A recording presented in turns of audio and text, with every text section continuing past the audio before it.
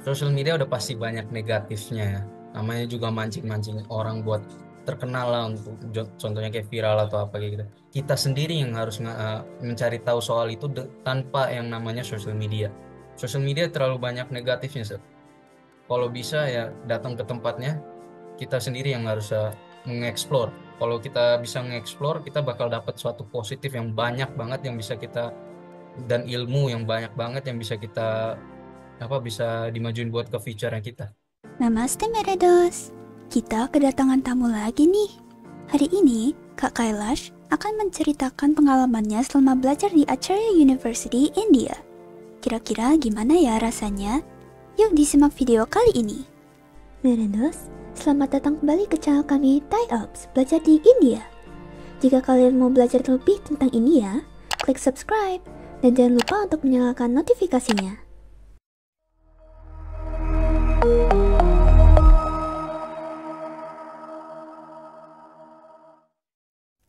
Boleh perkenalkan diri Anda sendiri? Nama saya Kailash Fernathan. Saya lahir di Indonesia, di Jakarta, Celduk. Saya sekarang melanjutkan edukasi saya di India, di Acharya Institute sebagai informasi teknologi di bidang IT. Boleh jelaskan kenapa Anda memilih untuk lanjut belajar di India? Satu, saya ada rasa pengen mandiri belajar.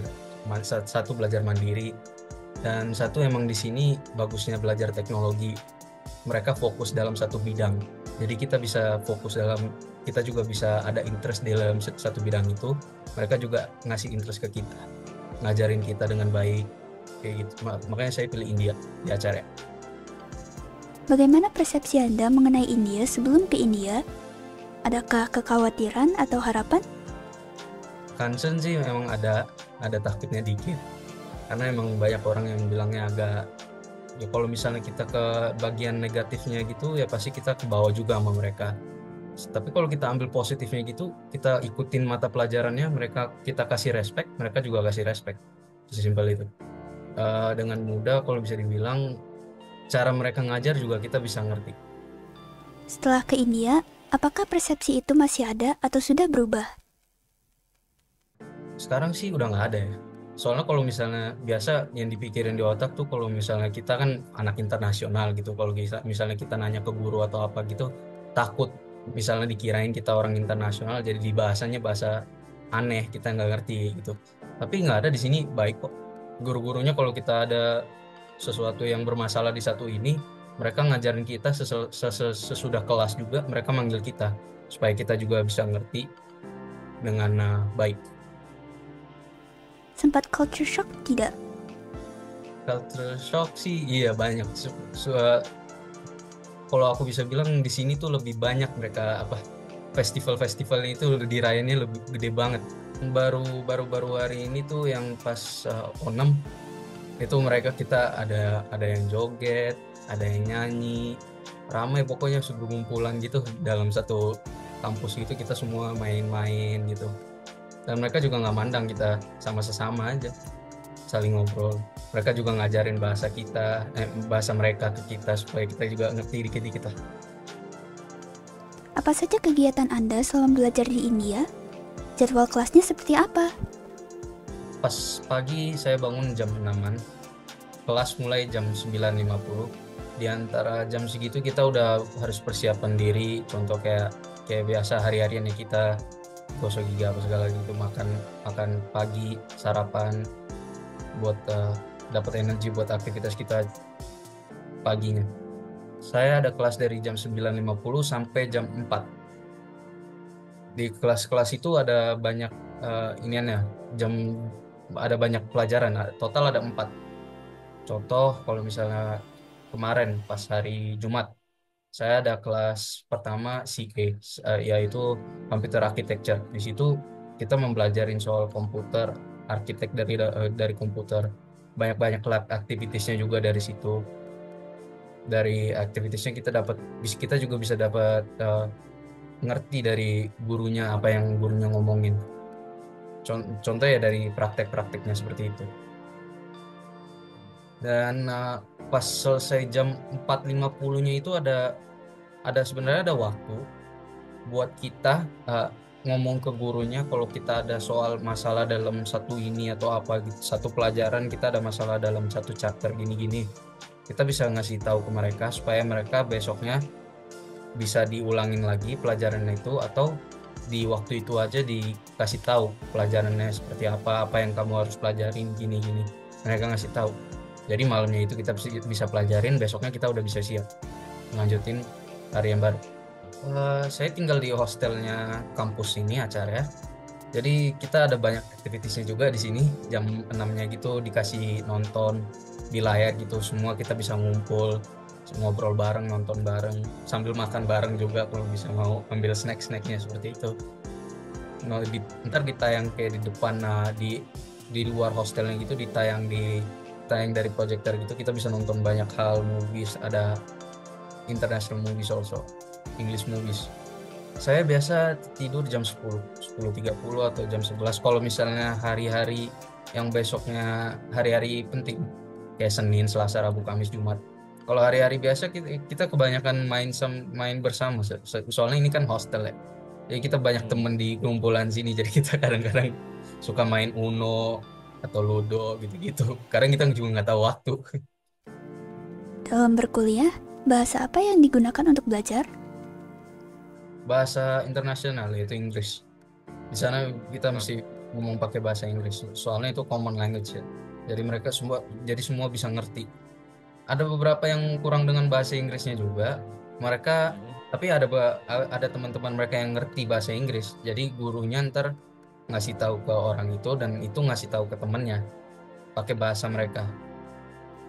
Kalau untuk yang beragama Islam, adakah kekhawatiran mengenai ibadah dan makanan halal?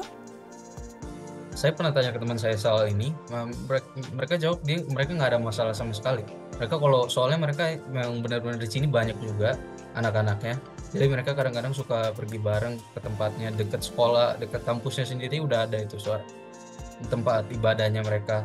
Jadi kalau misalnya kita mau ibadah, contoh sholat Jumat atau apa gitu, mereka bisa pergi ke situ barengan semua, nggak ada masalah sama sekali mereka. Bagaimana pengalaman Anda saat berkomunikasi dengan penduduk lokal? Saya belum ada pernah ngomong sama penduduk lokal gitu, tapi ya beberapa orang ada. Mereka nggak mandang kita sama sekali kayak aneh atau apa gitu, biasa aja kita. Selain kita mengasih respect ke mereka, mereka juga ngasih respect ke kita. Sepandang itu. Sempat belajar bahasanya tidak sebelum berangkat ke India? Iya, sempat belajar bahasa baru itu yang Hindi gitu-gitu sempat ya. In Tamil they'll say uno de perin. It means what's your name, like that. Sudah sempat traveling belum? Jika sudah, kemana saja? Dan bagaimana pendapat Anda mengenai tempat tersebut? Kalau itu saya waktu itu kan dari Jakarta ke Malaysia ke Chennai, baru ke Bangalore ke sekolah di sini. Nah, kalau pas di Chennai ke Bangalore-nya saya ada cuma travel dikit-dikit aja, cuma berbagai tempat. Kayak sekolah yang dulu di Saint John's International Residential School, that one. Cuma kunjungin tempat-tempat gitu aja biasa, nggak terlalu tinggi. Tapi upcoming soon, entarnya bakal keluar lagi. Kalau traveling sih kayaknya saya belum bisa, soalnya emang tempat daerah saya itu agak lumayan jauh dari kota. Tapi kalau daerah sekitar sini saya pernah pergi ke tempel-tempel yang di sini, tempat berdoanya mereka, tempat ibadahnya mereka gitu. Saya pernah di situ setiap hari. Selama traveling, bagaimana pengalaman Anda dengan alat transportasi yang tersedia di India?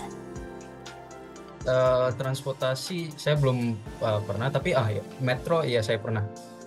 Di sini sih pas ke metronya itu agak sulit, tapi sekarang udah nggak kayak gitu Kak.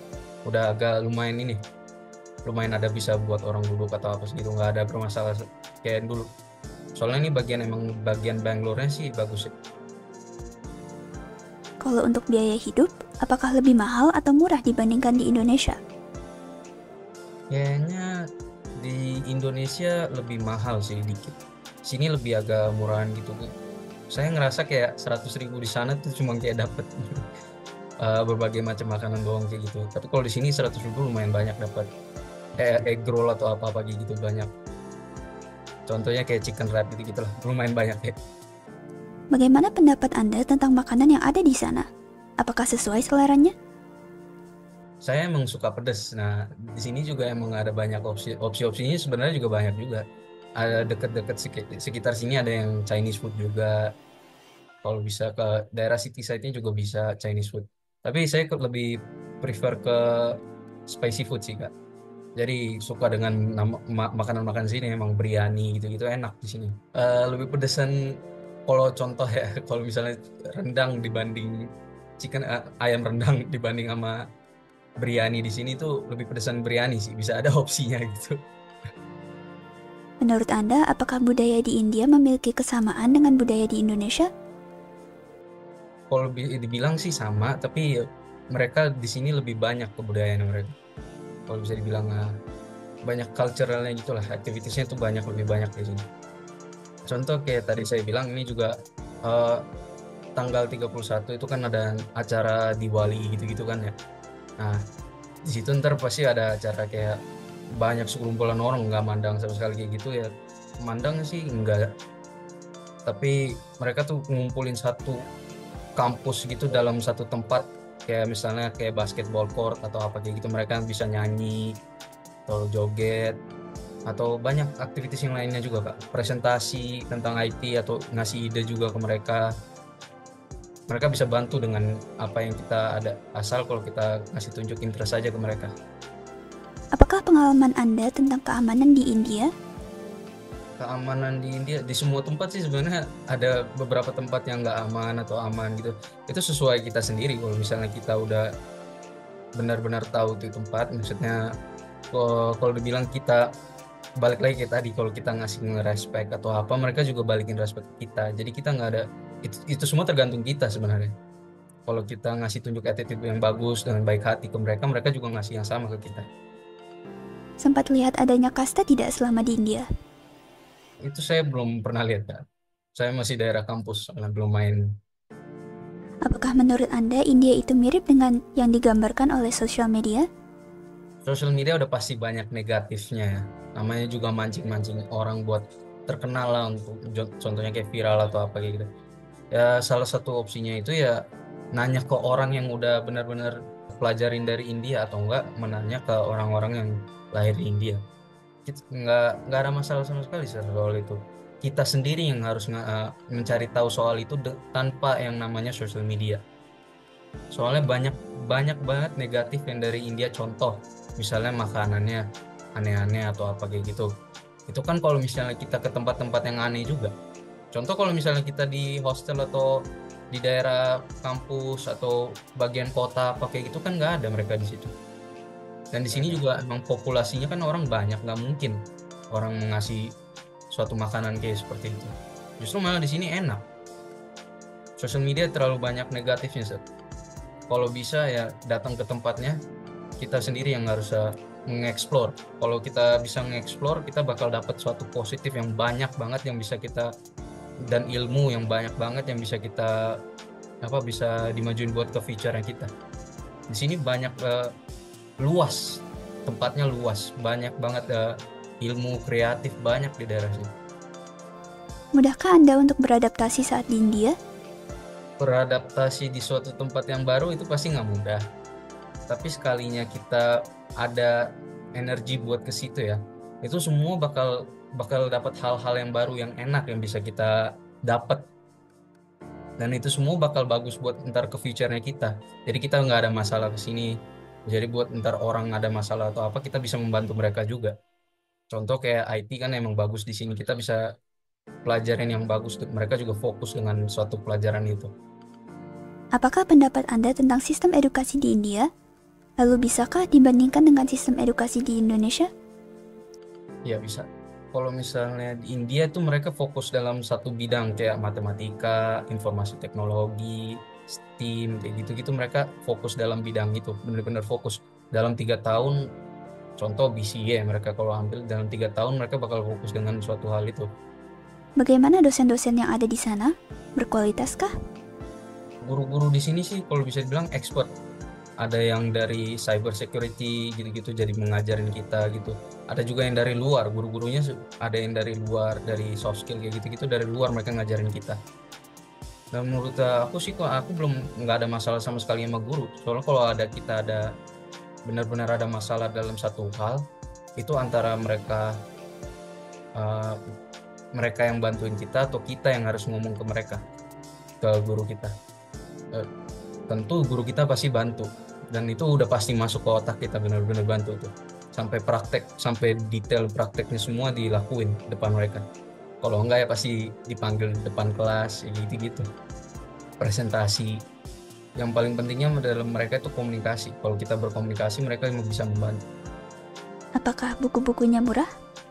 Kalau buku di sini sekarang mereka udah mereka udah buat satu aplikasi gitu Kak. Jadi semua kalau misalnya kita mau pelajarin atau apa, udah ada di dalam aplikasi itu. Jadi kayak kita nggak ada buku atau apa segala gitu. Jadi PDF atau apa gitu dikirim. Ada online kelasnya juga, kalau misalnya nggak ngerti tinggal angkat tangan, ntar dikasih tahu dengan gurunya, seperti itu Kak. Apakah Anda merekomendasikan India? Kalau merekomendasikan India ya udah pasti, kalau kalau kita mau ada energi sendiri buat mau mandiri sama belajar tentang IT, emang di sini bagusnya tentang IT, informasi teknologi. Di sini mereka benar-benar fokus dengan bidang itu, bidang matematika sama ya matematika STEM. Mereka fokus dengan hal bidang itu supaya kita benar-benar ngerti dan membawa future kita lebih baik. Adakah kata penutup untuk mahasiswa atau orang tua yang ingin mendaftarkan anaknya untuk belajar di India? Di sini pasti ada banyak negatif, ada positif. Itu semua tergantung kita masing-masing. Kalau kita ngasih mereka ngerespek, mereka juga ngerespek kita balik. Sama kalau soal edukasi di sini emang benar-benar bagus. Bisa dibilang kalau misalnya ada masalah dalam suatu itu, mereka bisa ngasih itu dengan mandiri dengan mereka sendiri. Nah itu kalau kitanya ngasih tunjuk interest ke mereka, mereka bisa membantu kita dengan hal apapun. Misalnya kalau kita punya ide atau apa, ide apa aja, mereka bisa, kalau kita ngasih tahu mereka, mereka bisa bantu kita buat memperkembangkan dalam ide itu, dan bisa mengasih ide-ide balik lagi ke kita, ilmu-ilmunya. Kita harus memang beraniin diri ya di sini. Di sini banyak positifnya sebenarnya. Kecuali kita ketutup dalam social media aja. India ini ketutup dengan negatifnya social media. Mereka ngasih tunjuk banyak negatifnya apa segala kayak gitu. Makanya soal-soal seperti ini ditanyakan. Sebenarnya nggak sih, kita bakal tahu kalau kita udah di sini. Itu semua bakal ada masalah. Nggak, gimana kalau bisa dibilang, kalau misalnya kita fokus dalam satu hal, itu yang kita bakal dapetin. Contoh misalnya kita kuliah di sini mengambil jurusan IT, kalau kita fokus dengan hal itu, kita bakal dapat banyak positifnya, seperti kayak sertifikat yang bagus, bisa memperjuangkan di apa buat ke depannya. Sertifikat udah pasti bakal dapat kalau misalnya kita udah melakukan sesuatu club activities atau apa kayak gitu. Contoh kayak di sini Spectre Club, apa, sama IT Fest kayak gitu-gitu, kita bisa ngasih tunjuk apa kreatifnya kita ke mereka, dan mereka pasti membantu kita dengan hal itu. Jadi begitu Meredos. Kedengarannya seru juga ya belajar di India. Tak hanya ada banyak festival, mereka juga sangat mengutamakan pembelajaran juga. Tak hanya itu, warga-warganya juga terdengar ramah-ramah ya. Terima kasih sudah menonton sampai akhir. Kalian bisa terus pelajari tentang budaya dan fun facts tentang India di channel kami Tie Ups Belajar di India. Jadi jangan lupa subscribe. Dan kalau ada pertanyaan, jangan sungkan untuk komen di bawah video ini. Kabi Alfida Nekana, Firmilenge.